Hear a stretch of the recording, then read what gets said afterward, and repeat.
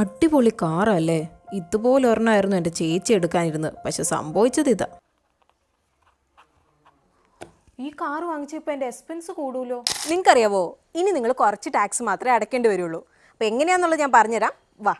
CBDT form 12B എന്ന പേരിൽ പുതിയൊരു ഫോം ഇൻട്രൊഡ്യൂസ് ചെയ്തിട്ടുണ്ട്. അപ്പോൾ ഇതുവഴി സാലറിഡ് എംപ്ലോയീസിന് TCS ഡിഡക്ട് ചെയ്ത് അവരുടെ നോൺ സാലറി ഇൻകം ഡിസ്ക്ലോസ് ചെയ്യാം.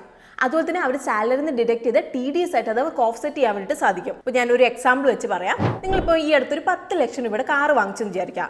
1% TCS അടച്ചു, അതായത് 10,000 രൂപ. ഇനിയിപ്പോൾ നിങ്ങളുടെ മന്ത്ലി സാലറി ഒരു 50,000 രൂപ വിചാരിക്കാം. 10% TDS ഡിഡക്ഷൻ ഉണ്ടെങ്കിൽ 5,000 രൂപ TDS ഡിഡക്ട് ചെയ്യും അല്ലേ. അപ്പോൾ ഇവിടെ നിങ്ങൾക്ക് ഇനിയിപ്പോൾ ഫോം 12B ഫില്ല് ചെയ്തിട്ട് നിങ്ങളുടെ എംപ്ലോയർക്ക് സബ്മിറ്റ് ചെയ്യാം. അപ്പോൾ നിങ്ങളുടെ പുതിയ കാർ വാങ്ങിയതിനെതിരെ നിങ്ങൾ അടച്ച TCS നിങ്ങളുടെ സാലറിയിൽ നിന്ന് ഡിഡക്ട് ചെയ്ത് TDS ആയിട്ട് ഓഫ്സെറ്റ് ചെയ്യാം. അപ്പോൾ ഇങ്ങനെ നിങ്ങൾ ചെയ്യുമ്പോൾ TDS നിങ്ങൾ പണം ലാഭിക്കുക മാത്രമല്ല നിങ്ങൾ ഇവിടെ ചെയ്യുന്നത്, മറിച്ച് നിങ്ങളുടെ ഇൻഹാൻഡ് സാലറി കൂടും. സോ ഇനിയിപ്പോൾ എങ്ങനെയാണ് നിങ്ങളുടെ കൂടിയ വരുമാനമൊക്കെ നിങ്ങൾ ചിലവാക്കാൻ പോകുന്നത്?